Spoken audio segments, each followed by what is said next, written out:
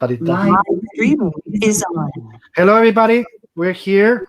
Let me check YouTube because, as you know, I don't trust YouTube at all because it fucks with us every time. So let me see if we are on YouTube. Yes, we are. Hello, everybody. Good morning, good afternoon, good something. If you're watching this live, if you're not, that is the zombie mode. That doesn't mean you're not alive, maybe, but it means that you're not watching this live. So, hello, whatever time you are on Monday or whatever the time of the day. First of all, as usual, my polite public service announcement. Wear your fucking mask. And if you don't wear your fucking mask, if you like to kill people or get them seriously injured, leave this fucking channel now. I don't want to hear you here. Just so you know. So please, wear your mask. Save lives. It's not about you. It's about everybody else. After this happy announcement, with us, my dear friend, who I miss dearly, as he knows, Mr. BRIAN AZZARELLO. How are you, my friend? How are you, Brian? I'm like you, you know. It's we're all the same right now. This has sort of turned into this great equalizer, which is pretty interesting. Mm-hmm. What is the thing you miss the most? That, you know, they knock on your door now and say, Brian, it's over. You know, everything is over. It's fine. You can leave. What's the first thing you could do? Get on a plane. Mm-hmm. I would get on a plane and I'd come to Europe. Yeah, absolutely. But you could come to stay or just to be able to leave that place. No, I'd come, I'd come to travel. I mean, that's what I miss the most. Mm-hmm. You know? Yeah. I mean, since the quarantine, I've missed. I was supposed to be in Barcelona. I wasn't able to go to that. I mean, that got canceled. I was in Greece, London, then a few places here in the States. So, this is really good. So it's been, that's, I was talking to Chaikin and other people, and we were saying the same thing.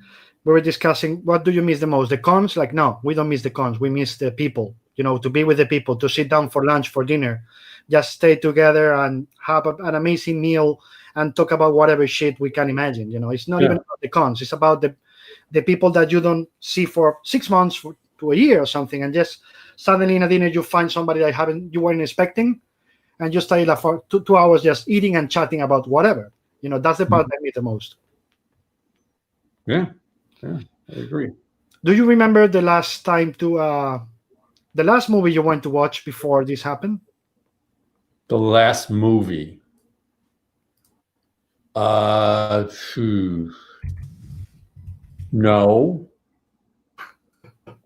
I can tell you the last play I went to was at Steppenwolf Theater here in Chicago. It's a play by Tracy Letts called Bug. They made a film out of it. I think it's with Ashley Judd and I think Michael Shannon. He was definitely in the play, but it's a story about a woman and a man who are in an apartment because they think there's something outside that is trying to get them. It turned out that's kind of a very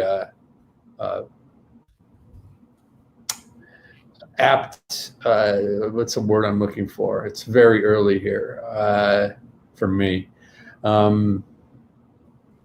It's a very good play for our times right now. Yeah, it fits what our circumstances, right? What we're going through. Yeah, I was asking about the movies because it's really weird, but most of the people I ask, including myself, when I ask myself the same question, we don't remember. Even if it was 3 months ago, it's like we're in another life. We just passed another life, and people is like, shit, I watched a movie. I know I watched a movie in March. I just don't remember which one. And it's happening to everybody. Most people doesn't remember it because it's like it was a lifetime away. Yeah. Well, you know what? I don't go to the movies very often. Okay, that's a very reason. If you don't go to the movies very often, I was thinking, it's like, God, was the last movie I saw in the theater, was it Parasite? Because it could have been. But I mean, I go see more live theater than I go to the films. Yeah, and in terms of, are you watching a lot of TV, a lot of TV shows, or even plays? I've been watching, plays also online, like the Benedict Cumberbatch one with the guy, I always forget his name, the other Sherlock, which was amazing, because they did one day, one was Sherlock and the other one was Dr. Frankenstein and the other was the monster, and the next day they switch roles. I don't know if you watched. That is amazing. But have you been watching a lot of TV, a lot of plays at home, or not really? No, not really. Watched a lot. I mean, I've watched a lot of stuff, yeah. But what TV shows have I watched? I rewatched all of Twin Peaks, including the new one. Oh yeah, yeah. Including the movie. Yes. Okay. Yes, watched it all. Okay. What else have I watched? Killing Eve. The Terror. And then just a lot of films. I have the Criterion channel, so I watch a lot of that stuff. Oh yes. There's a Western noir package that they have going right now that I've been watching those. Now that I was going to ask. I would love to have Criterion here because we don't. Sometimes I'm able to buy some of the DVDs or Blu-rays. Yeah. You can't get the channel, huh? No, we don't get the channel. This is one of the few ones, and the one that would interest me the most with the Criterion channel is one of the ones that is only in the US, I think, or US and Canada, I guess. But here we cannot, and I would like to have it. But that's another question I was going to have. In the Criterion channel, you're watching a lot of westerns or just that one you just mentioned?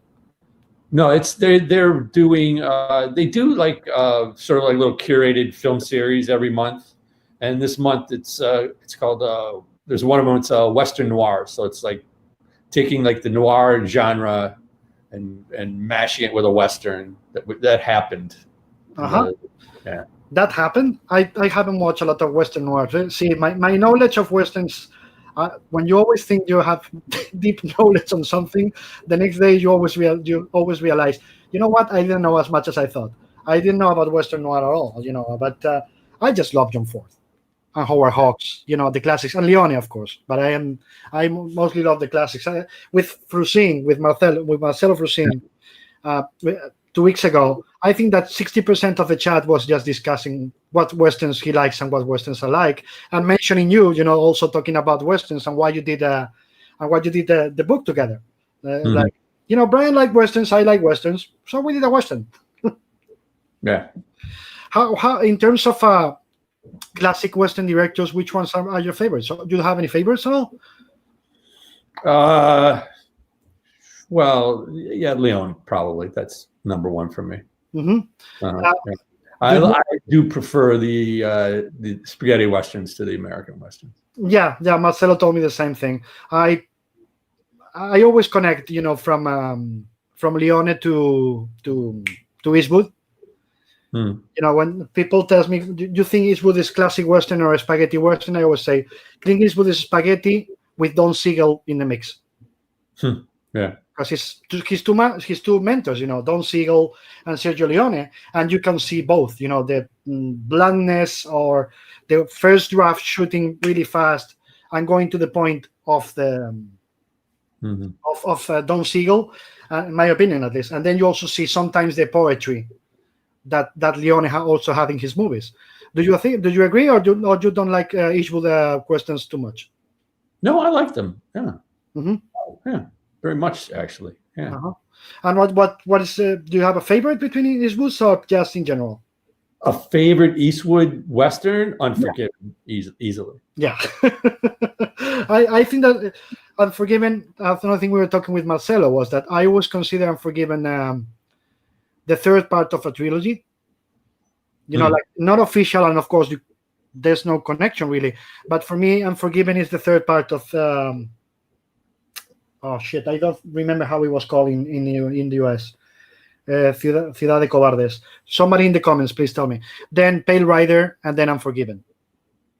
Okay. The first one is the one where they kill the guy in town. I don't remember the name of geez, not Josie Wales. No. Josie Wales could be on that list too, yes, but I know what you're talking about. Where he might be a ghost. Yes, that one. And he paints the town red. Yes. And oh, In Spain, they called it City of Cowards. You know, but it's not. yeah. Oh, I can't remember what it's called either. That one. That Yeah. one. That one. We know the one we're talking about. Anyway, so let's get into comics. When you work, do you need absolute silence to write, or it depends on the phase of the work you're doing? I mean, like you're starting to draft an idea, then you need absolute silence. But when it's more technical, you know what, you are already doing the plotting or the dialogue. Do you need silence, or do you need something to be around you? I usually work in silence now. Mm-hmm. It used to be I'd have music on, but now no. Mm-hmm. I concentrate more. It's for older, man. I need I need all of my functions pointing in one direction instead of listening. And, When you're writing, do you focus on the same script from beginning to end, or you are able to start with one script, then move to another one you're doing at the same time?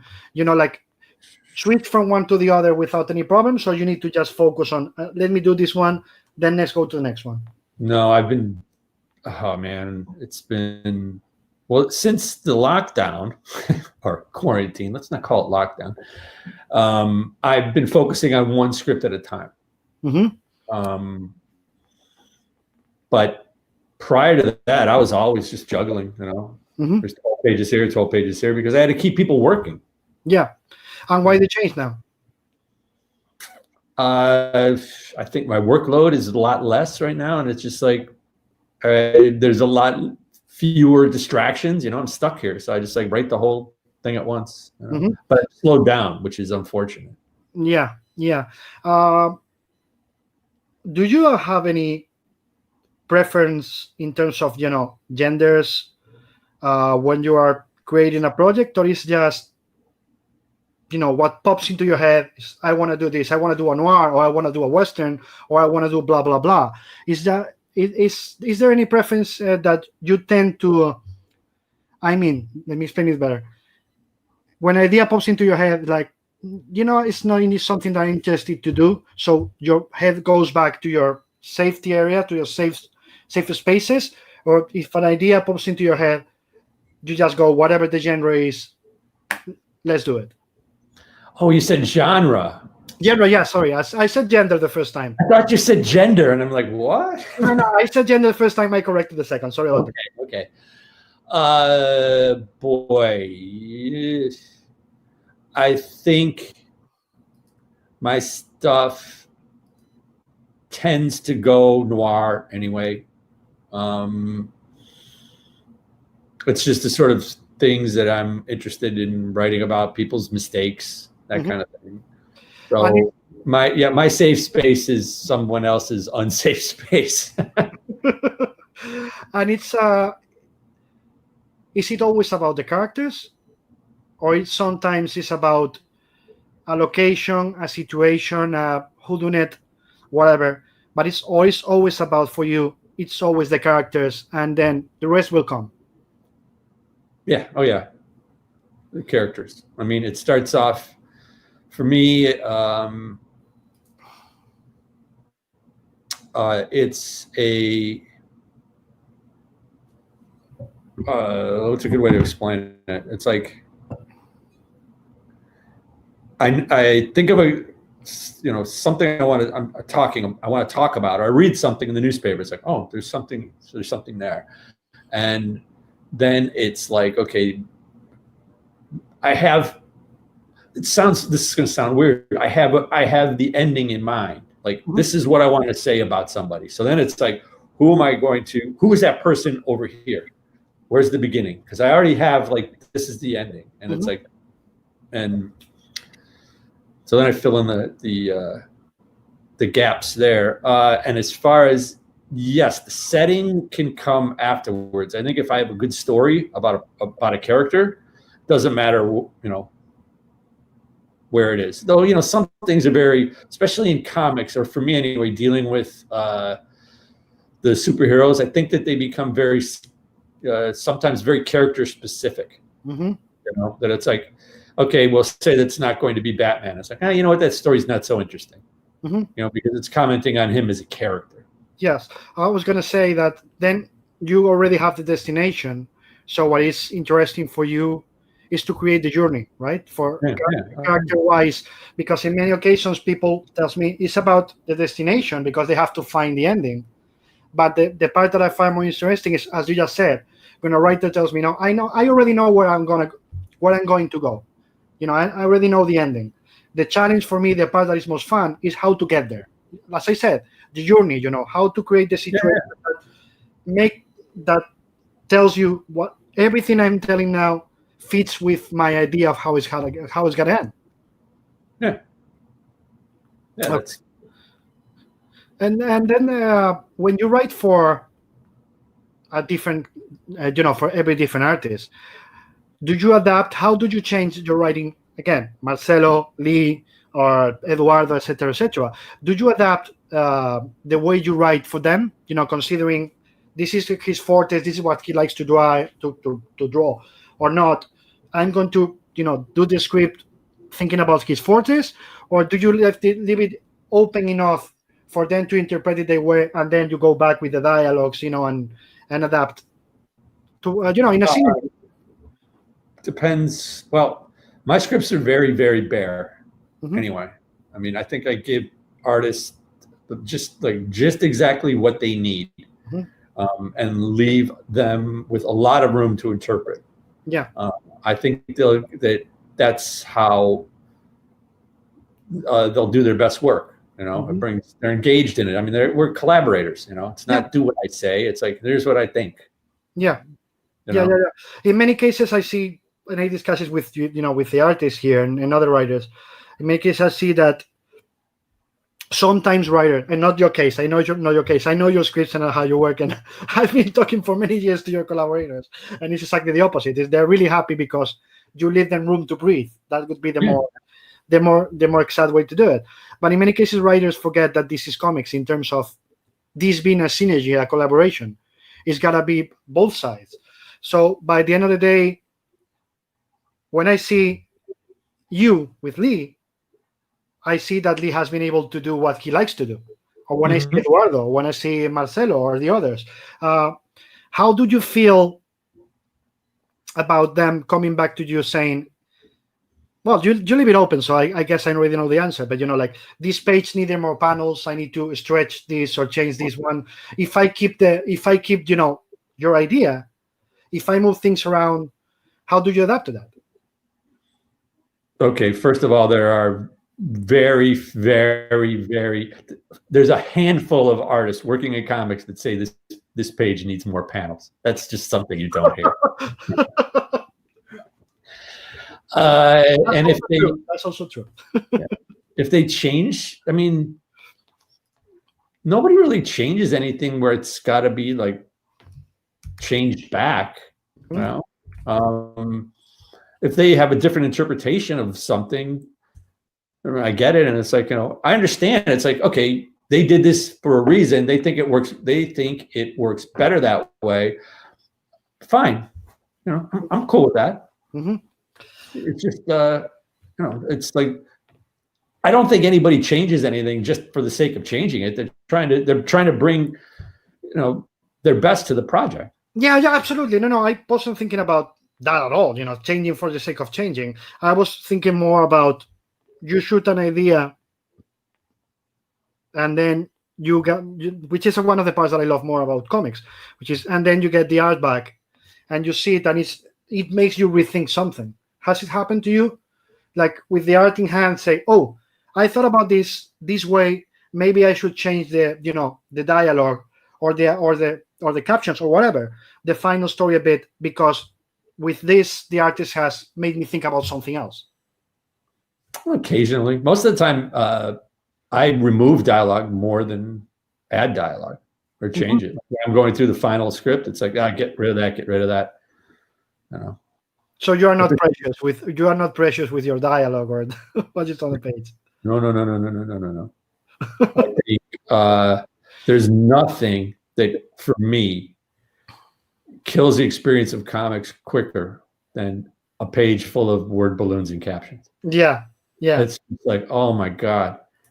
No, I mean, this is primarily, it's a visual medium, So yeah, it's supposedly, at least. Yeah. No, but I was gonna ask that. I was asking that because one of the things I love the most about comics, the thing that I think makes it more unique, and if you've been watching any of this, you see that I insist a lot about this. I love that comics is the only art form that can defy Einstein's theory of relativity. And because you guys control time and space in your side of things, and also in the artist side of things, from the first corner of the first panel on page 1, you can just say, this is going to be 20 pages that happen on the same time from the first panel to the last, or I'm going to extend time just changing the shape of the panels, or I'm going to go back and forth. And that's an intrinsic part of comics that no other art has. How do you feel about that, or what do you think that makes the comics language unique compared to any others? Well, it was a long time ago. I was a fan who was a lawyer, and he came to a signing I was doing, and we ended up talking for a while. And he brought up something about comics that sort of stuck with me. He said, plays are about what people say, books are about what people think, novels, and films are about what people do. And comics are about all three. Yep. And you can use all three of those in comics, and that's really stuck with me. Yeah, absolutely. And also, it's all those things. That's also why talking to artists and talking to other writers, but I don't know if this has happened to you, but Mark Brooks and other artists have been telling me, when I work with somebody else who's not from comics, being illustrators, writers, animators, etc., when I tell them I do comics, the first thing they tell me is, how do you do it? It's so difficult. It's a lot more difficult to do, scripting in comics, to do the art in comics, because you have to think about a lot of parameters we don't even have to think about. For us, it's just straight go, this is what we have to do, but you guys have to be thinking about a lot of other things that we don't. Because you have to control time, space, what happened between the panels, location. You are art directors, you are photographers, you and the artists are essentially the whole team to do a movie, if the comparison is apt. So what do you think about that? Do you see it in any way, shape, or form as something that could be compared to how all the arts are made? Or when you're thinking about comics, is just, this is how we do it, and it's not related at all to how they do it in other fields? This is how we do it. This is just how I work, right?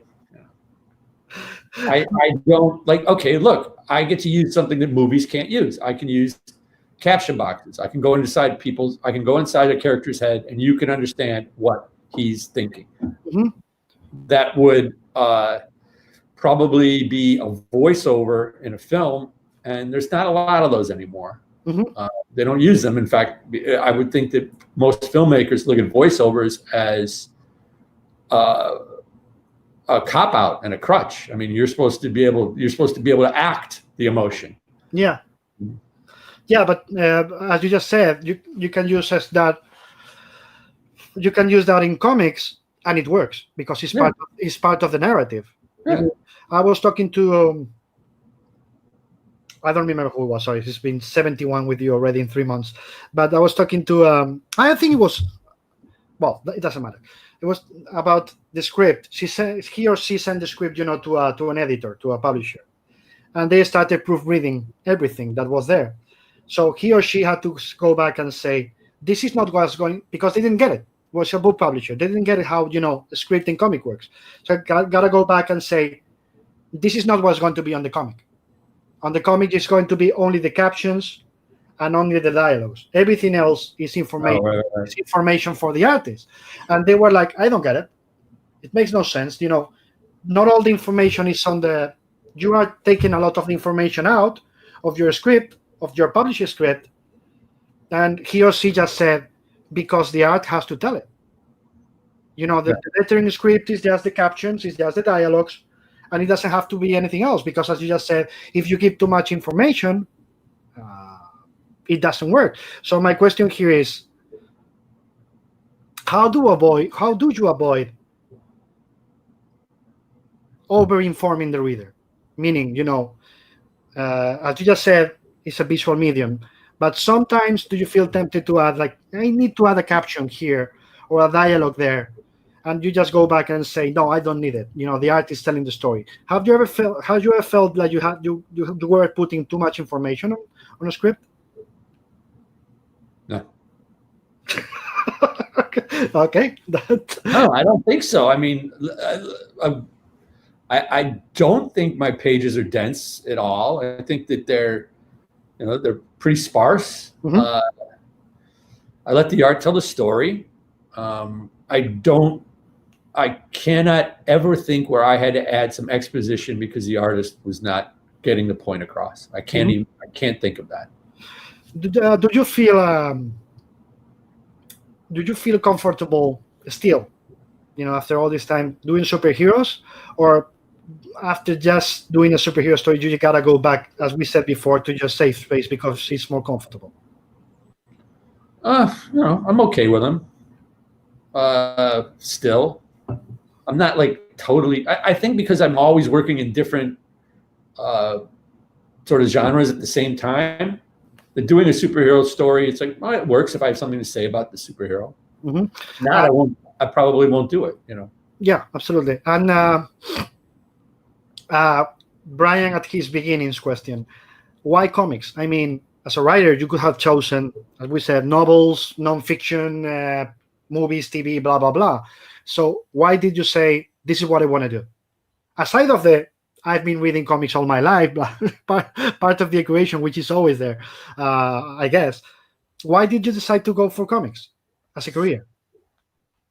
Man, I don't know. It kind of, I don't know. I fell into it. You fell into it?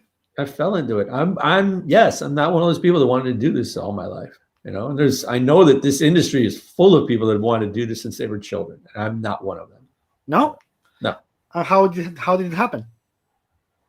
How did you fall into it? I mean, I wasn't watching where I was going. But how did you start? I mean, I got my foot wet in it doing advertising at first. And it was like I enjoyed it. So it's like, I kept doing it. And then, sooner or later I was getting paid. I met Lou Stathis at DC Vertigo, and we had a friendship, and I knew Lou before he was working at DC, when he was editor for Reflex, which was like a skater music kind of lifestyle magazine. And he sort of shepherded me into Vertigo. It didn't work very well at the time because at the time it was pretty much just like it was the British Empire. Yeah. And then Lou's assistant was Axel Alonso, and he and I developed a friendship, and Axel, I owe a lot of my career to Axel for definitely opening the door. How important was because I think that's one of those names that most people doesn't know, but they should, and they should remember. How important was it, Lou Stathis for Vertigo from the industry? Because I think, as I said, it's one of those names that a lot more people should know. Yeah. Well, I mean, Lou was. He's working at Vertigo, and the majority of what they were publishing was not something he was interested in at all. Mm-hmm. As he called Vertigo was fairies and elves and shit, and that was not what he was into. I mean, it was Lou who sort of like pushed me into. It was like, because we would talk about crime books, and he's like, why aren't you pitching me that kind of stuff, you know? And I'm like, oh, I could. And he goes, I want to do something else other than, you know, what we're doing here. Yeah, absolutely. And it was, I guess the answer is Axel, but Lou was around. He was part of the decision to publish, to go for 100 bullets. So that was all Axel already. That was Axel. All Axel. Yeah, Lou had passed away by then. Oh yeah, that's true. I'm sorry about that. Yeah. I forgot. What is and how did you meet, or how did you know about Eduardo? Eduardo, okay. Prior to 100 Bullets, I was doing stories in the anthology titles for Axel. Then Axel said, "Listen, I'm going to send you some material on the Human Target, which we want to do. I want you to pitch it to me. You're probably not going to get the job, but pitch it anyway. And I'm going to include this other thing, this showcase, this title, this Johnny Double, who was like this beatnik detective." So I got the stuff. I did pitch Human Target, but I actually thought, for me anyway, it was like Johnny Double is much more, I'm more interested in that. So I pitched that too, and that got through. I pitched Johnny Double and 100 Bullets at the same time. It was a Sunday night at the Sofitel here at the Chicago Comic-Con.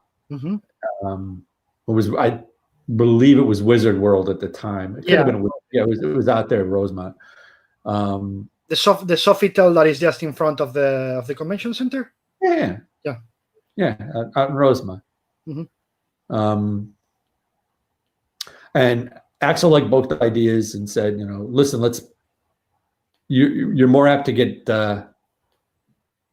4 issues greenlit than 100. So let's go with the 4. So we pitched that.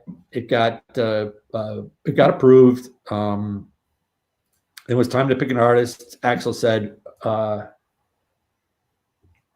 this was back in the days of fax machines. He was like, okay, listen, I'm going to fax you some samples of some artists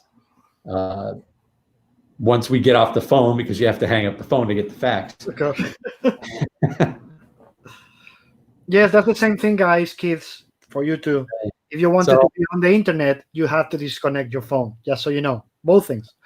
Yeah, or sometimes if you were on the internet and the phone rang, you get kicked off the internet. Yeah, that's true. Absolutely, that's true. So hung up. Here comes the fax. I picked up the phone after the first artist came through. He was faxing me 3 different artists. I still don't know who the other 2 artists were to this day. That Eduardo's samples came through, and I'm like, I want to work with this guy. It spoke to me immediately. I mean, because his style was much more European, which was something that I was into. And then we did Johnny Double. I think it was about the third issue, maybe, where it was getting good buzz, and they were very happy with it, DC. And I think Paul Levitz, who was publisher at the time, was like, what do we have lined up for them next? And Axel's like, they've nothing. We don't have anything. And it's like, well, these 2 should continue to work. It's like they passed their audition. And so saying that. What?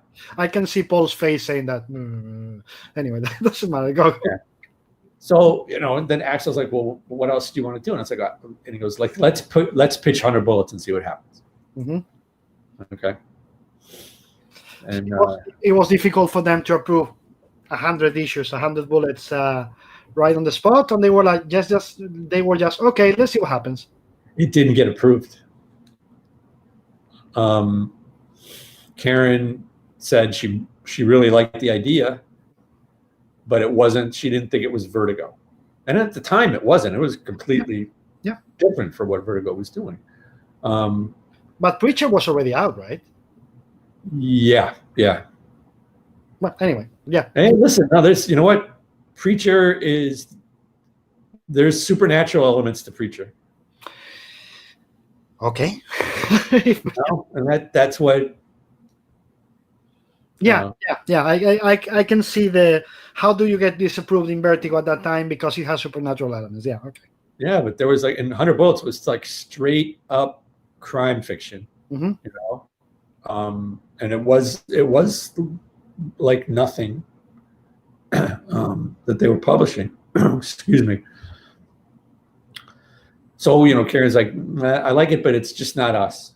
And Axel said, do you mind if I send it to Jeanette Kahn, she was the publisher. I'm sorry, Paul was editor-in-chief. And he sent the pitch to Jeanette, and she sent back, when are we publishing this? And then we got approved. Well, straight to the top. That's good. And same question about Lee. Same question about Lee. How did you find out about him, and how did you guys start working together? That was Jim Lee. Mm-hmm. Jim put us together because Lee was working at Wildstorm at the time. Yeah. And Jim had been calling me pretty regularly to do something at Wildstorm. It just wasn't like working out, you know. It was like, that was when they were like doing all those like really kind of high concept superhero books at the time. And it was just like, that was not something that I was interested in doing. Mm-hmm. Then when the idea came with them, they were going to do the Batman crossover with Deathblow. Yep. And Jim put that together. He wanted Lee and I to do it. We met in San Diego for the first time, talked about, you know, what the approach would be. And it worked out really well. Mm-hmm. Yeah, I mean, it worked out extremely well. I mean, we've been working together for years. I mean, next to Eduardo, Lee's the person I've been working with the longest. Yeah. That's one of the reasons I'm so sad that you and Marcelo stopped working together so much time ago, because I always thought, you know, you had your three guys in a way. You could be Eduardo, Marcelo, and Lee, but you guys worked Hellblazer for a while, then Loveless, and then he decided to go work for the French market. But I don't know if he decided to go work for the French market. I think he kind of got he at the time deadlines became compromised. It's a nice way to say it. Yeah. But now that he's back in American comics, have you guys talked at all about working together again? Or yeah, we have. I mean, maybe finish Loveless.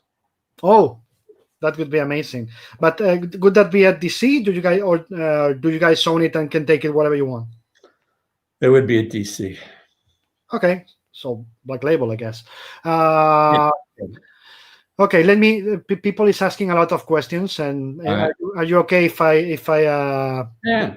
Okay, because I don't want you guys feel that I'm ignoring you, because I'm not. But okay, Javier Merino says, which elements do you consider essential in a noir comic? What's essential in a noir comic? Yeah, which elements do you consider essential in a noir comic? What's essential is the character. Okay, it's a character makes a mistake and then spends the majority of the story trying to make up for the mistake, only to make it worse. Yes. What's important, you know, the most essential element of a noir story is the character is in a worse place than they were when the story started. Mm-hmm. Yeah, every time I'm asked about, you know, what makes a noir, I always tell them, go watch Out of the Past. the tournure, because it defines exactly what you just said. You start trying to fix it and you make it worse and worse and worse, and you get to the end of the movie and you're like, okay, that wasn't a happy ending. That if you were expecting things to get better in this movie, that's not the point, right? Right. Yeah. Things get worse. Is it ever the point of a noir to have a happy ending? No, I don't think you can. That's something that I was asking a couple of friends, film directors. I always ask them the same thing: is I don't think it's a noir. It's my opinion. I think you agree. I don't know if you agree, but it's like, is it a noir if it has a happy ending? No. Okay. I mean, it can have a less unhappy ending than some others. Like a lot of, like, say, the Philip Marlowe, those books, the Hammett books. Marlowe survives those books, but he loses a little piece of his soul every time. Yes. Yes. Yeah. I sometimes years ago, in book clubs and all that, I always have. I guess you've been through this too. The conversations comparing Marlowe and Chandler. Yeah. People telling me Chandler is noir, Hammett is not. Hammett is detective stories, and I would say I think they are both noir. Chandler is darker, but I think they are both noir. What do you think about that? I agree with you. Okay. Let me see. The Widowmaker 999. Hello, Brian. First of all, thank you for your time. You are one of the greatest, and I have to ask, after the masterpiece that was Cage and your approach to the Hulk, there are any other Marvel characters that you would like to write in that same tone? Yes. Elaborate, please. Which ones? The Fantastic Four. Oh. Are you still exclusive with it? No. Sorry. Fantastic Four. Start asking, I think there's a lot of things I can bring to the Fantastic Four. I would love to see that. CB, you're working this. CB, you, Fantastic Four. Brian, we're all friends. We chow together. We love food. We love the Fantastic Four. Just so you know. Anyway, yes, I would love to see that.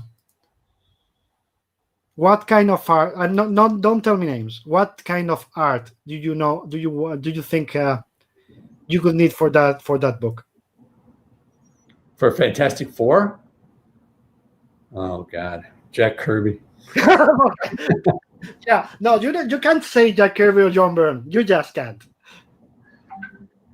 I didn't say John Byrne. I said Jack Kirby. Yeah, better than saying the ones you can say. You know what? Like, who would I like that I've worked with? Or that you haven't. I was thinking the moment you mentioned Fantastic Four, a name popped into my head. I don't know if you guys have worked together or not, but John Paul Leon. Oh, that'd be cool. Yeah, I would. I just like you and John Paul Leon doing Fantastic Four. I could kill for that. Have you ever worked with John Paul in anything? No. Oh my God, CB. I'm saying. Anyway, so but what's the name? The kind of art that it could pop into your head to do that book? I said I don't need names, just the general idea. Like who? I think maybe Cliff. Oh shit! Yes. Paper Girls is done, right? Yeah. CB. I'm telling you. Anyway, Cliff. Wow. Okay, Cliff or Jesus? Saif. Cliff or Jesus? Yes, I'm saying as possibility. Jesus yeah. Or Daniel Acuña. Okay. Paulo Rivera. Oh, okay. I'm not going to say no to those names. We're saying John Paul Leon, Paulo Rivera, Jesus Saif, Daniel Acuña, or Cliff Chang. I'd even throw because we talk about doing it. We have never done anything, but I'd throw Mark Brooks in there too. Problem with Mark would probably be the deadlines, but it would be he just started as the main cover artist for the book, right? Like this, he announced it last week. What, Fantastic Four? Yeah. Oh no, I didn't know that. Mark Brooks is the new cover artist. So, but the problem with Mark, I guess, it could be the deadlines. Yeah, How fast he could do it.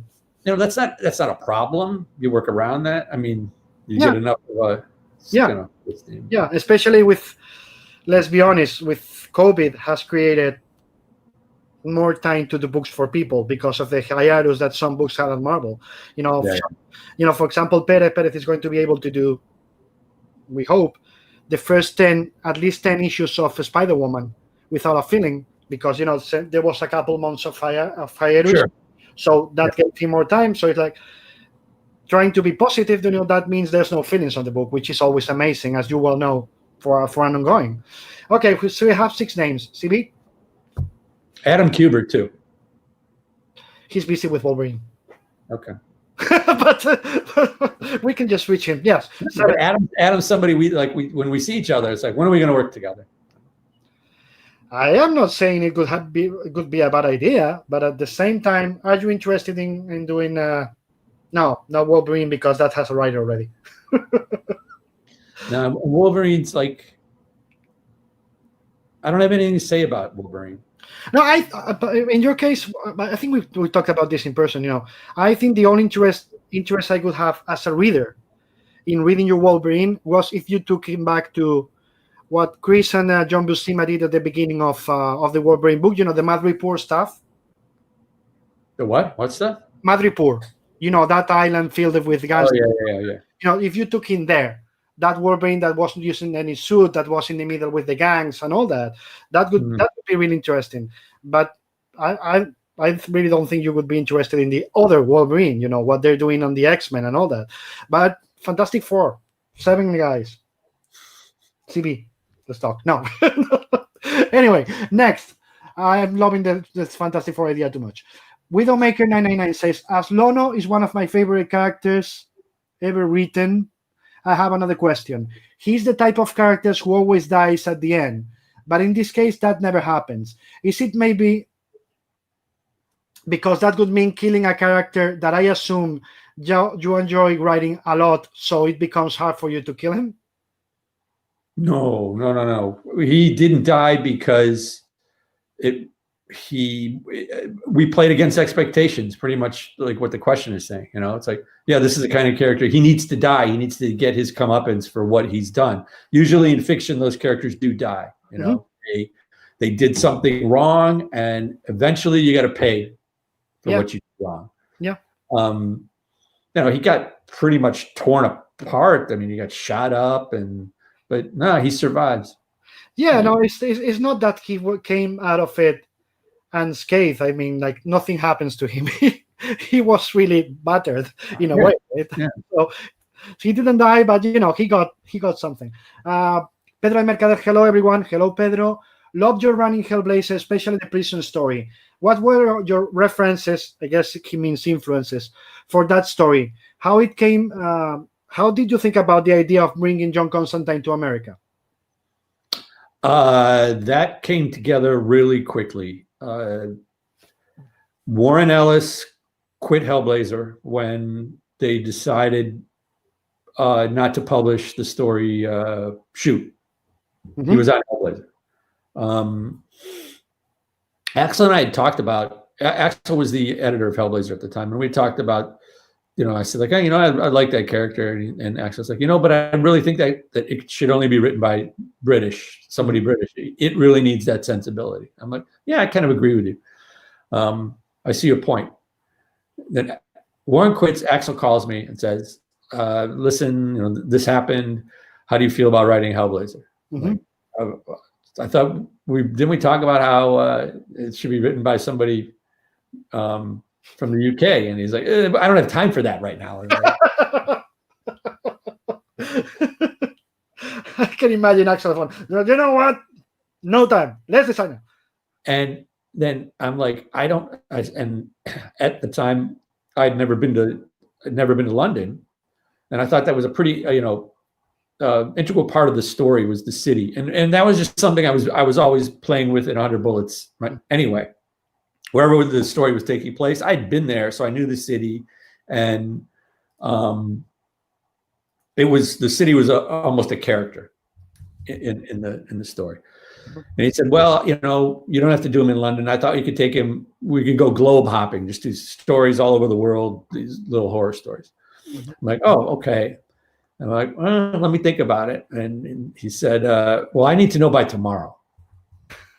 And he goes, because I got to get somebody on this book.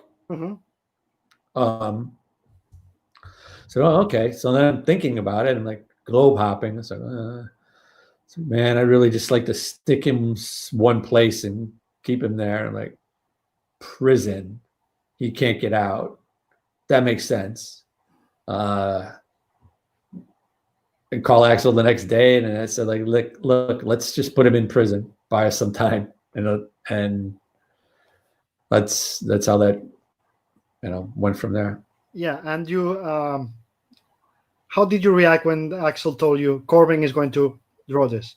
I was like, you got to be kidding me. That's the reaction I could have. Oh, by the way, you got Richard Corben to draw this. Like, what? Yeah, it was. It was pretty like, oh my God, really? I mean, he was somebody that, you know, when I was younger, I really, really loved his work. Really loved his work. How big was the hole in the ceiling when you saw the first pages? You mean when they came through the fax machine? Yes. How was the reaction? Was you like, oh my God, I cannot believe this is happening? It was, yeah, there was a lot of that, you know. I think that I had the same reaction when I was doing Sergeant Rock with Joe Kubert. Oh shit, that's true.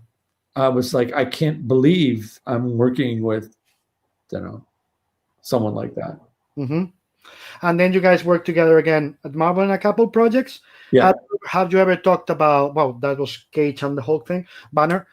Have you ever talked, you and Corben, have you ever talked about doing something again together again, or that was just it?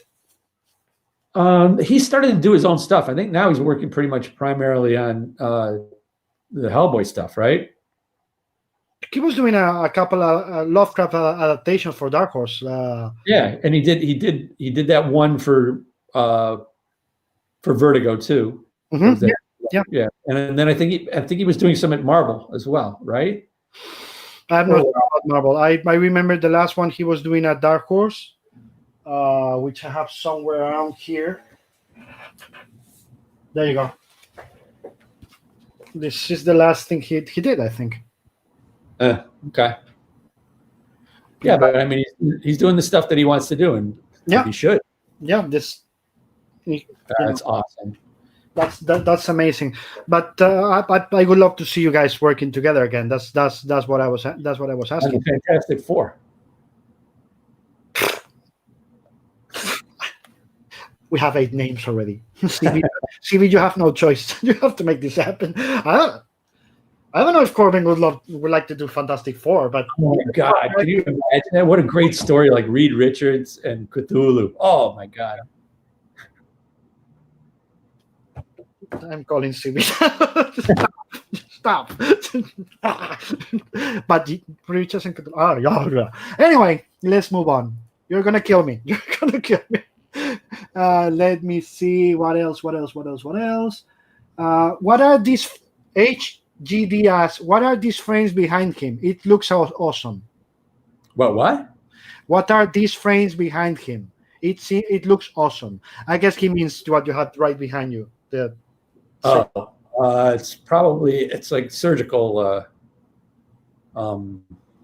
posters, old ones. Here, let me move out of the way. Yeah, that he's asking about that. Yeah. Yeah, it's all like, you know.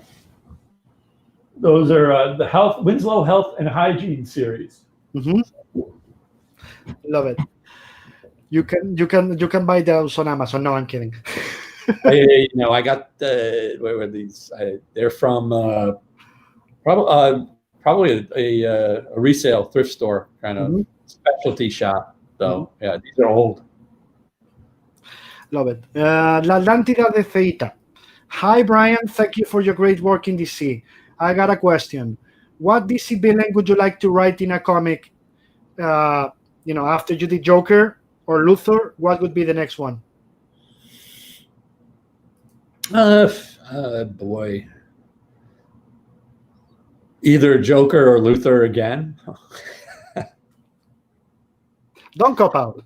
I think there's also been like the Rogues Gallery. I think would be kind of fun to do, maybe. The Flash ones, Yeah. but as a group, or just like Captain Cold, or picking any of them. Well, they seem to be like all sort of like intertwined. So Mm-hmm. Lee, if you're watching this, what do you think? What would be your choice? Tell us if you're watching, because you would like it. You would do it with Lee, right? Oh, yeah. Of course, if we were going to do a villain book, yeah, it would have to be with Lee. Mm-hmm. And now my part of the question: if you did the same kind of book, if you had any interest at all, if you did it with go back to Marvel and just say, okay, I'm going to do the same with villains. What would be your first choice? If you say Doctor, I'm out. Stop it with the Fantastic Four. Okay, Doctor Doom, and so okay, the second.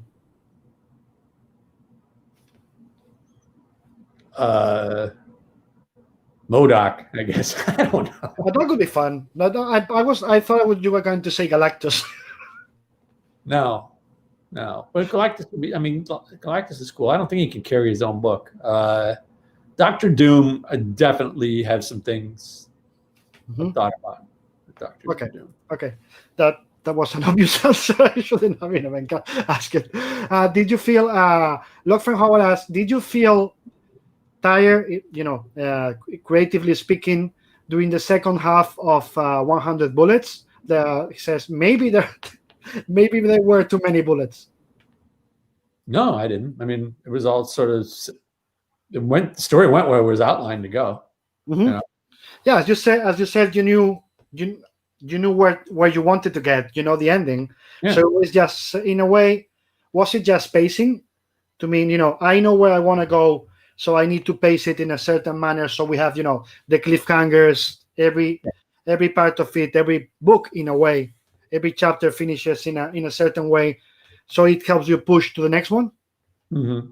Yeah, and then at the time when it was time for it to end, I was talking with Karen, and she's like, "Listen, if you want to go beyond 100 issues, we'd be happy to let you keep doing it." And she goes, "You want to call it 120 issues? I mean, fine." But Eduardo and I just were like, "No, you know what? We're ending it where we said we were going to end it." Yeah, and then you did Lono. Yeah.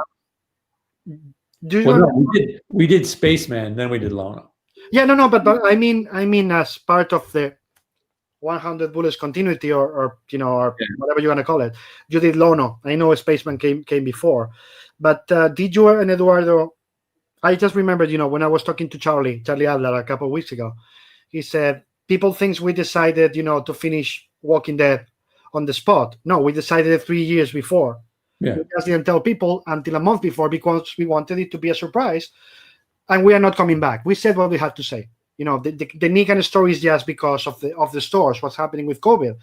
Did you, Eduardo, ever think maybe we should go back and focus on that piece? Or you just said everything you wanted to say and it's over? I was in a cab with Eduardo in Gijón in Spain at Semana Negra. We were guests. Yeah. Happened to be the weekend that Spain won the World Cup, actually. You're always in the right spot at the right time, my friend. Especially when it relates to football. Yeah.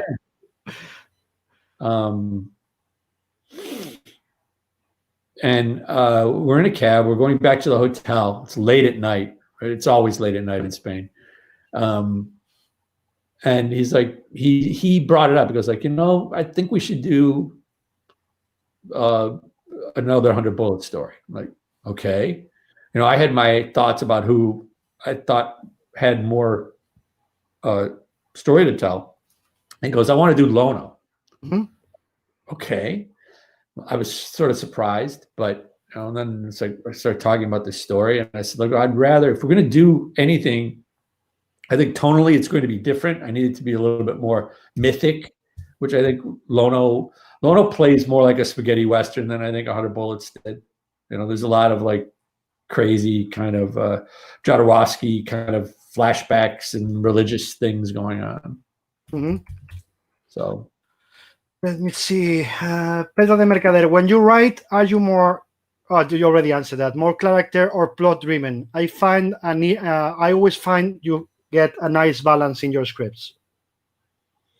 I think that the characters inform the plot, Mm-hmm. but you know, thank you. I'm glad that, yeah, I think that they're balanced too, you know. Okay, I just see Mr. Lee Bernejo has entered in the comments. Are you kidding? Yes, I sent in a WhatsApp 5 minutes ago saying, I'm in love with Brian, and like, okay, I'm getting in. He says, I'd do FF. Really? Yes. I am just looking at my phone. He just sent, well, I would do FF with Lee. Are you kidding? Okay, nine. I think somebody just got to the top of the list here, CB. And then, okay, as a character for DC, you know, villain, he wants to do Bizarro.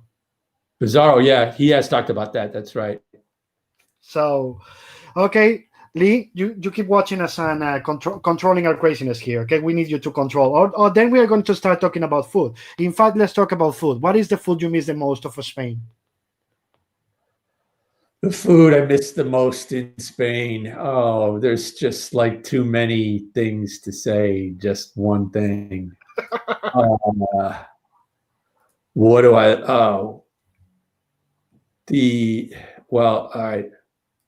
I love the shrimp cooked in oil so much. The gambas, and what are those sandwiches with anchovies and tomato? Mm-hmm. I love those things. What was that shop you sent me to in? It's a sandwich place in Madrid. Oh shit! Right by the train station. Yeah, where they do the fucking amazing the calamari. Oh shit! People from Madrid, la gente de Madrid, se me ha olvidado el nombre. El sitio de los bocata calamaca de Madrid enfrente de la estación del AVE, por favor, de Atocha. I forgot the name, but yes, it's one of my favorite places on earth. It's one of my favorite. It's one of my favorite places on earth. To just go there, have a calamari sandwich. I love it. And then, oh boy, there's a restaurant, and why can't I think of it? I've been there with you in Barcelona. It's a tapas, but it's like it's all seafood. It's El Tranvía, I think so. The one that is close to the convention center? No, it's further. No, it's not that close. Ah, the tapas place, La Esquinica. Yeah. That's my favorite tapas place ever in the world. I just love it. You know that. There's a reason I go there every time. I think every time you've been here, we've gone at least once. Yeah. Nope. You lost your sound's gone. Yes, I forgot that if you touch the space bar, it disconnects the sound. Let me see. Lee, what's the food you miss the most? I think you're gonna say oxtail from Barcelona, but let us know. Let me see.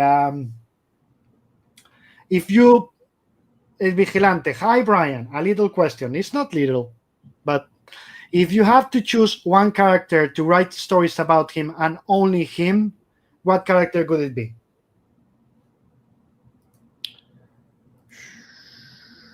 For how long? Okay, that's a good. Let's say for a year. For a year. Or a miniseries, as you pick. Just let's say a finite story. I mean, I did Superman for a year. Mm-hmm. That was enough. I did Wonder Woman for almost 3 years, Constantine for 3 years. I think that's my limit with these characters. Mm-hmm. But writing Constantine, I could probably, if I had to pick a character that somebody else owns, that I would have to, that's what I would write, I would probably write Constantine. Mm-hmm. Okay, makes sense. Or the Fantastic Four. Or the Fantastic Four. Fantastic Four only for a year? No. Well, it depends. Let's see. I don't think you can do Fantastic Four and have a run as you write. Well, I think you can, but I think that it needs, you know what I mean, more space. But let me see, El Vigilante. Greetings from Argentina. Love your stories with Batman and Watchmen. Luis P. Videos. What's the comic that you feel most proud of that you've created?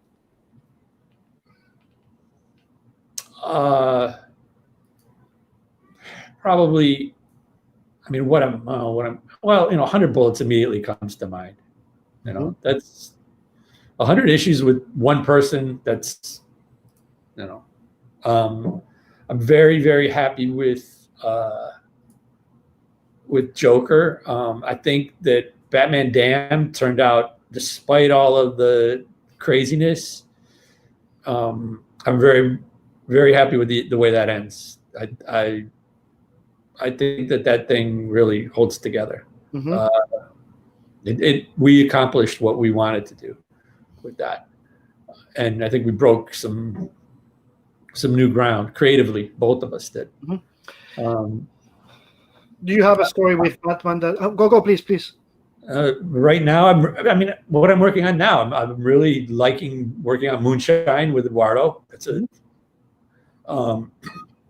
Faithless with Maria Lovett from. She's in Barcelona, I think. I think so. And if not in Barcelona City, somewhere around, I'm not sure where. But and she's amazing. She's amazing. Her work, I love it. Yeah, Faithless. That's Aftershock, right? No, that's Boom. Boom. Okay, no, I was asking because Aftershock, I know it's Planeta here, but Boom, it's changes because they only buy project by project, not the whole, not the whole. So I will check. Pedro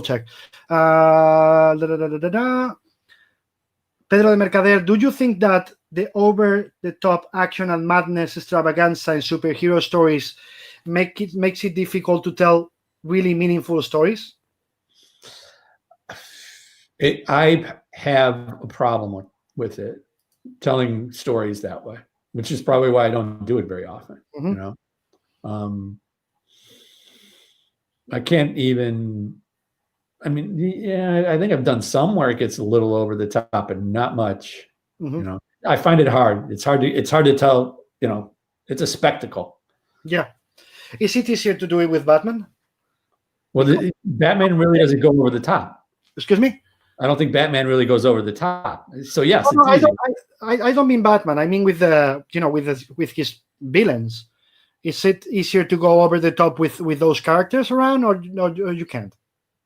No, I think I think Batman and his villains are grounded. At least for me, they're grounded in reality. Okay, let me see. Like when you say over the top, I think Avengers, and it's like, wow, I don't know how I could tell that kind of story. Okay. Or Justice League, that kind of those big like. Yeah, like blockbuster kind of. I don't. Those movies don't even interest me. Not a single one of them. I've not seen an Avengers movie. Okay, no, because I honestly, have you watched Winter Soldier? No. Oh, because that one is probably the only one I think it could interest you because it's not a. Let's say it has superheroes, but it's not a superhero movie. It's a thriller. And it's completely thought of as like a kind of a 70s thriller.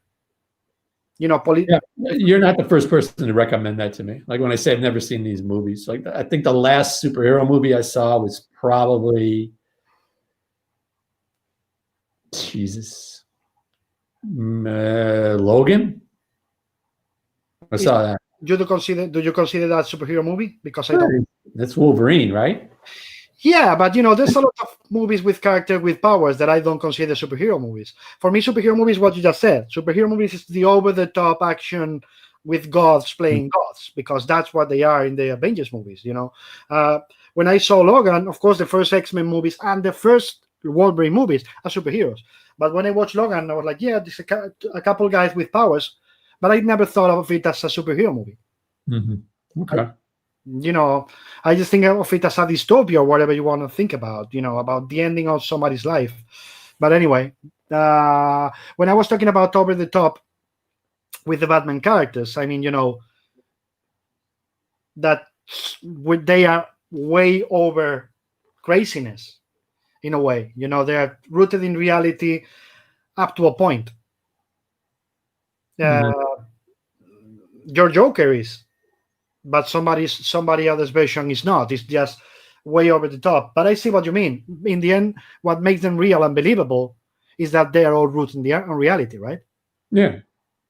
I mean, that's why, like, look, for me, there's some Batman villains that just like don't make sense. Killer Croc works as a guy with a skin condition. Okay, he's human. Yes, he's not an alligator. Yeah, and which is the way he was originally conceived. I mean, now he's like a dinosaur or whatever, and that just like doesn't work. Yeah, it's funny.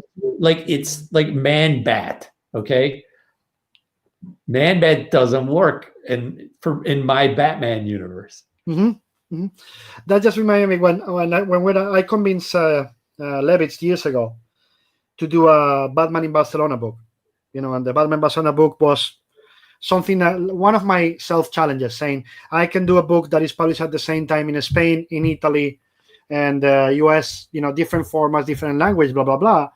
And I talked to Mark Waid and asked him to do the script, and he was like, and I said, you gotta use Killer Croc. Like, nah, I don't. It doesn't work. And I was like, wait, the symbol of Barcelona is the dragon. Let's try and get Two-Face to convince Killer Croc, which in the end is just a madman, that he's the dragon of the legend reincarnated. So we can make it work. He's just thinking he's the dragon, so he comes to Barcelona because he believes he's the god symbol of the city. And that's the only and I was telling Mark, that's the only way I can think of that character working. Him believing as a madman that he's the dragon of the legend. And he was like, yeah, because I don't think of any other work I could make it work. So cannibal. You can always make a cannibal work. What? He's a cannibal. You can always make a cannibal work. Okay. Point taken. I have nothing to say about that. Point taken. Yes, they can do Fantastic Four. The guy knows his shit. Let's go. In your opinion, why do you think that?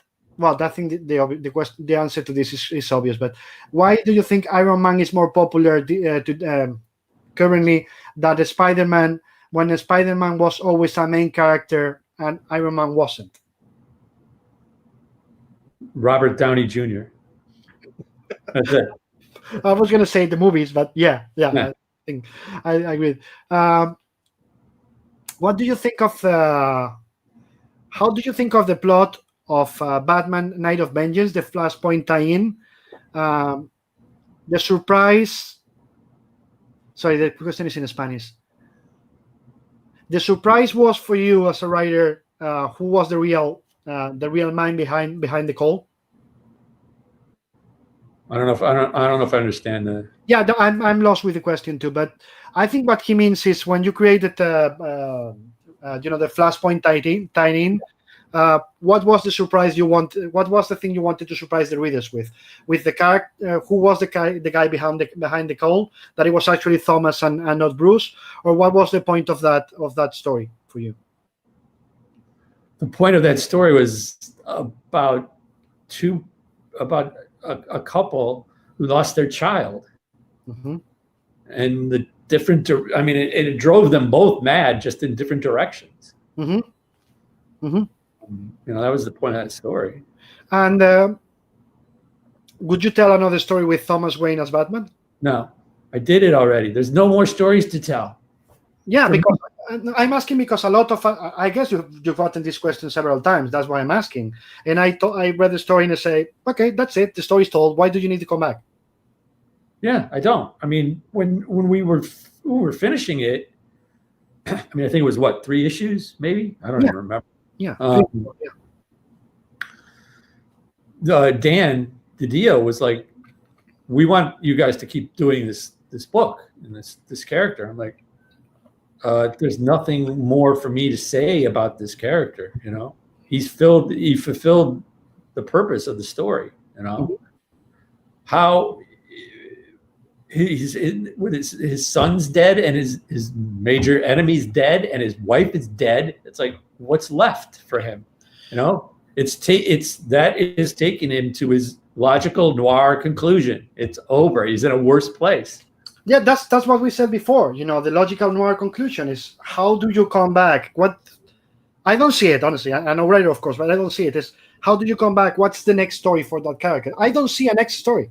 I just don't see it. I mean, I know that they've used him. I mean, I don't have any sort of proprietary feelings about Thomas Wayne. In fact, listen, Thomas Wayne as Batman I believe that was Jeff's idea.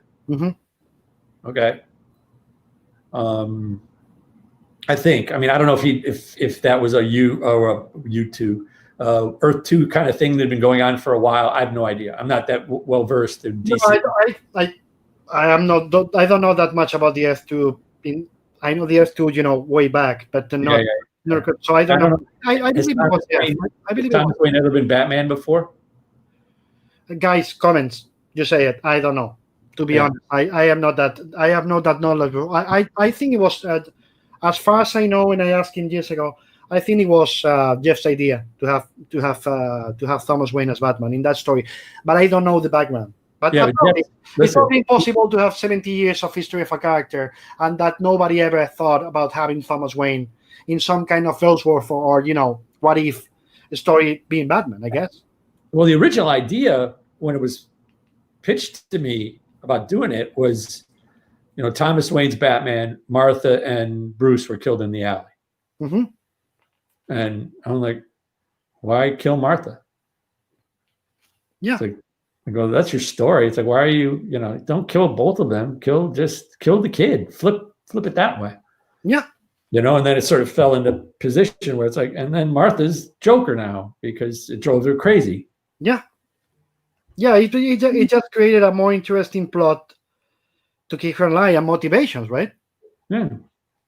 Okay. Let me see. Which story? Oh, no. That he's not going to reveal these guys. He's asking which Vigilante asks, which story from Fantastic Four you would like to write about. I guess he means what is the story you would like to tell about the Fantastic Four? Don't tell it. Don't tell I have some ideas. Okay, that's it. You don't ask a magician about his tricks, guys. Nope. This is the story that CB and the editor of the book need to hear first.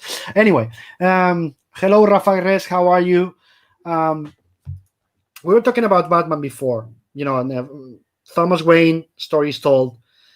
Do you think you have any Batman, not the villains? We were talking about the villains, you know, you could pick another villain to tell a story from. But what's your Batman? Do you have any Batman stories left in your chest that you think, I have more stories, or do you think that you already covered that thing? Right now, I don't have anything. And when we're talking about, you know, the other characters, the DC ones, the Marvel ones, what is that you need to find to be interested in telling a character story? For example, you said before about Galactus that you don't really know if you have a story to tell in that sense, you know, as like a villain book. But doesn't Galactus do the same thing, like over and over again? He's got to eat a planet, right? Yeah, but about Galactus, I have more stories about what Byrne did with the trial of Galactus, or the story that Stan and Jack told about Galactus before he was Galactus and all that. So I agree with you. He has to eat a planet, so we know the destination. Yeah. But what if the story was about why he can't stop doing what he does? You know, about the motivation, the character itself. I don't know if that's possible, because by the end of the day, they already said if Galactus doesn't, Byrne said in the trial of Galactus that if Galactus doesn't do that, the universe goes to hell. It's a way of a balance. He has to do it whether he likes it or not. But I don't know. I always think that you guys fucking geniuses as you are, and you know I consider you a genius, you always find a way. That's why I mentioned Galactus before. You always find a way to find the gap and say, you know what, there's something there. If I were to write Galactus, it would be like a culinary adventure. It would be about what they taste like. Why? Or you know what? Like Galactus as Anthony Bourdain. But you know what would be crazier is Galactus trying to find why all planets taste the same to him. But they don't. I love my taste buds. I need to find them back. How do I do it? I kept eating planet after planet because fuck, until I find a planet that has taste, I'm not gonna stop. Well, keep going. Just culinary ideas. Anthony Bourdain, as I can see, just going to this tastes like shit. This planet is tasteless. Or like, Hannibal Lecter, the way Hannibal Lecter loves food. I mean, it's flesh, human flesh, but the same way with Galactus, where it's like this, this planet tastes. See, I knew you could find an angle. Yeah. You find an angle. Okay. Let me see. We're talking about the question I was saying is that what do you need to find in a character that makes it interesting for you? I mean, of the cuff, I would say Darkseid, because you just said before, no Justice League. Those are not the stories they're interested on. But if they put Darkseid on the table, or any other, I don't care the name of the character. What is? I'd have to give it some thought. What? I'd have to give it some thought. Mm-hmm. Again, it doesn't matter the character. I said Darkseid. I could have said anybody else. What do you need to find in a character that you stop and say, okay, I want to tell a story about this guy? Something that makes him interesting to me. That's all. Interesting to write. Okay. When we put Orion into Wonder Woman, he was kind of a jerk. I mean, he was kind of a dick, man. We were like, let's make him like he's a frat guy. Mm-hmm. And let's make it, and people reacted to that too. It's like, he's charming, but he's such an asshole.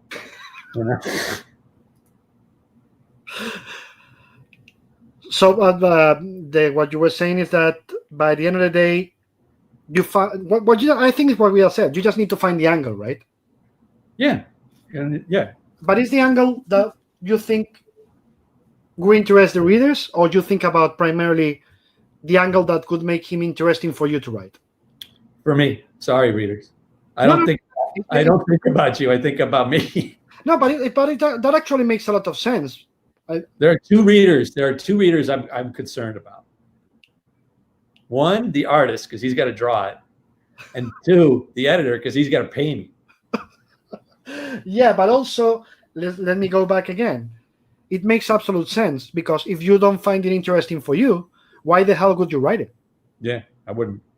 It's like, oh, do this. Nah, not find an angle, but I'm going to write it because I know the reader could be interested. You would be in a way, you could be a hack, right? You could be doing it because of the money. If you don't find an angle that makes it interesting for you, I don't think it would be interesting for the reader at all. Right, I agree with you. Okay. We talked Marvel, we talked DC, European, Argentinian comics. Do you have any characters that you've always loved? In like European comics? Yeah, European, Argentinian.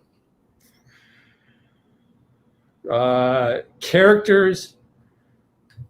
Or creators. Characters or creators, of course. Oh my God. Yeah, there's definitely creators. Many creators. Yes. Like characters I can think of, like who I like Dylan Dog. I like the concept of Dylan Dog. Okay. And in terms of creators, I guess we'll be talking about the usual suspects, Mobius and the like. Yeah, Munoz, Jordi Bernet, the usual suspects. Who else can? Libitor. Mm-hmm. Oh God, who did not Munoz? Why can't I think of his name? He's like the godfather of Argentine comics. Alberto Breccia. Yes. Yeah.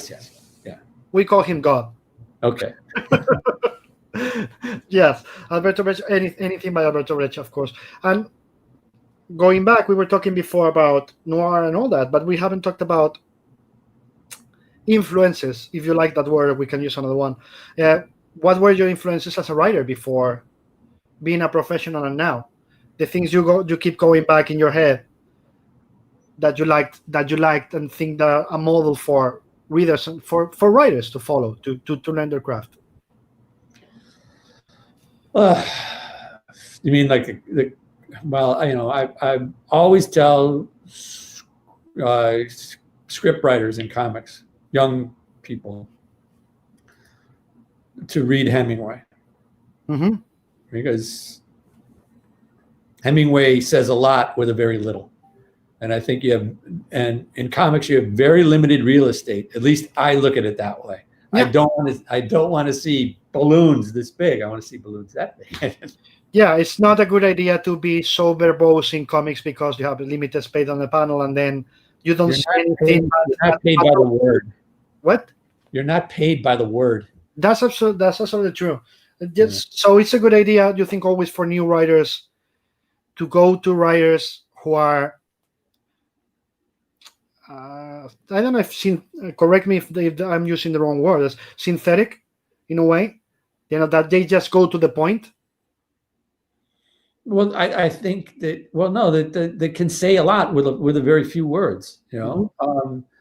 Another writer that I really sort of just rediscovered his science fiction, and it's sort of satirical, mm-hmm. was Anthony Burgess.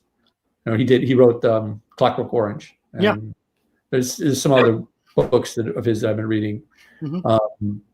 His language is awesome. I love reading his language. Okay, perfect. And in terms of comic writers that you have considered an influence, if any? Yeah, probably the usual suspects too. Definitely Frank. I mean, I worked with Frank, so. That's something. How different was to see Frank's process? I'm not going to ask how was it to work with Frank, blah, blah, blah, because you've been asked like 1 million and 1.5 million times. But what I mean is, how different was it to see his process as a writer from the outside as it was when you started working with him? We work in very different ways. That mm-hmm. was very different ways. Mm-hmm. Which I think, and which is something he said was why he wanted me involved in Dark Knight. Mm-hmm. One of the first meetings that we had, he's like, all right, I want this to happen, and I want this to happen, and I want this to happen, and I want this to happen, and I want this to happen. And he's telling me these big, like, sort of moments, and I'm like, okay. I'm like, it doesn't make a lot of sense though. And I was looking at it linearly, when he said this, and he's like, no. He goes, it's like, you put it in order. You make sense of it.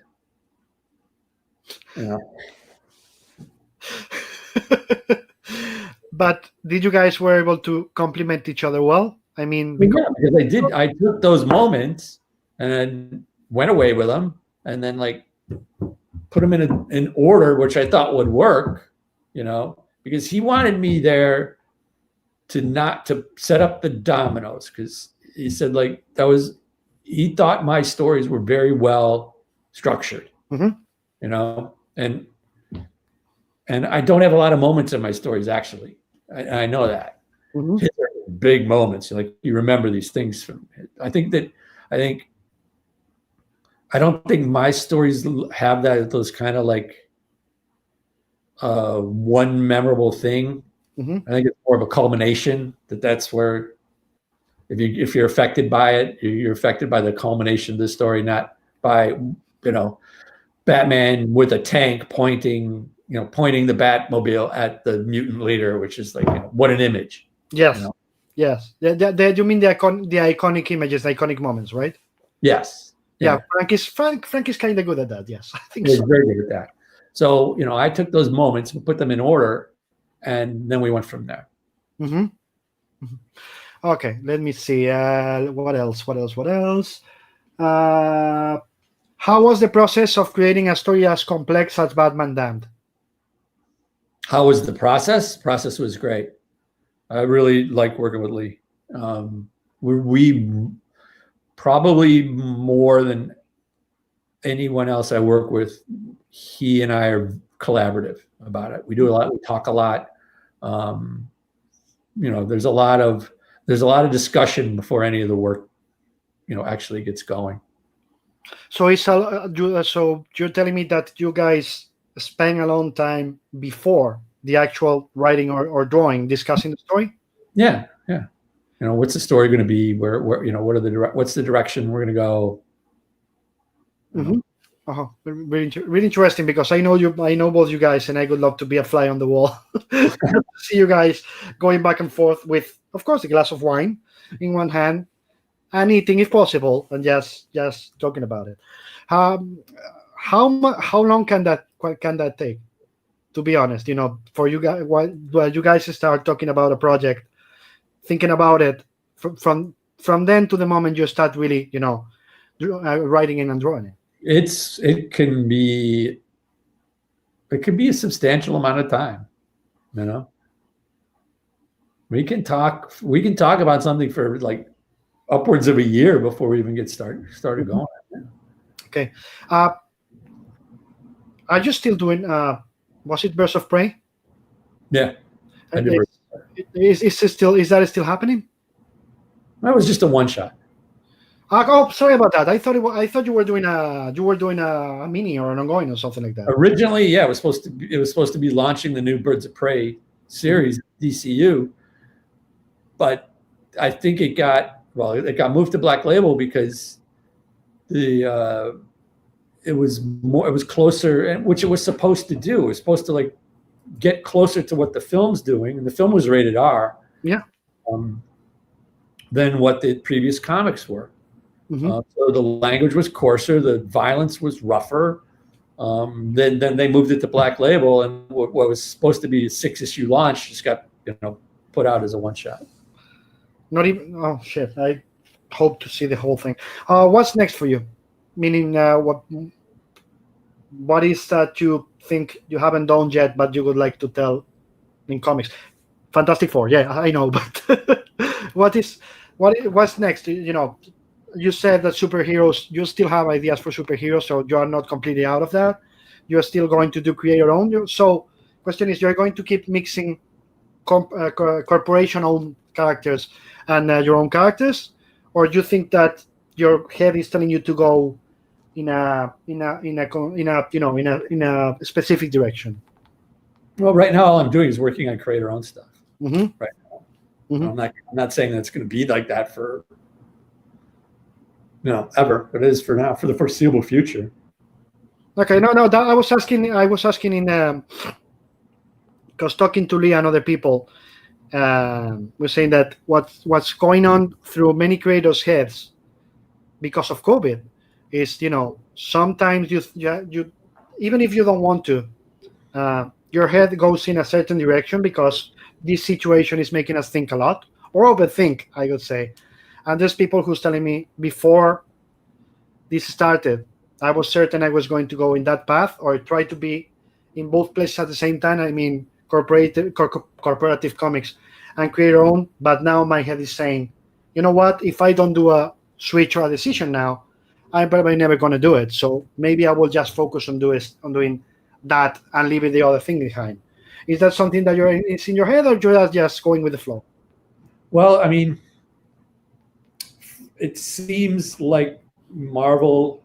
Well, let me not say Marvel, but I've heard Marvel. I'll say that, and I feel DC is getting more conservative, going more conservative. Mm-hmm. That's something that really, that doesn't It doesn't sound like I'm part of that. Yeah. It's becoming what it's becoming. Yes, we know that. Anyway, my friend, we've been at this for more than an hour and a half already. You have a life to go back. Yeah, I had a life to, some life. And work. That's also true. But life goes first. So I will leave you here. Thank you so much for being here. It was good talking to you, David. Yeah. And please don't cut, because I want to say proper goodbye to you before we cut. But to all of you, thank you for being here. Wear your mask. Remember, if you need, this is caffeine. It says here, go get a coffee. I'm going to get 2 now. And tomorrow with us, the amazing, marvelous Mr. Jose Villarrubia. Take care. Wear your mask. Thank you so much, Brian. Yeah, thank you. See you. nada. What? De nada. De nada. Okay, gracias. And to all of you, bye tomorrow. Out in 3, 2.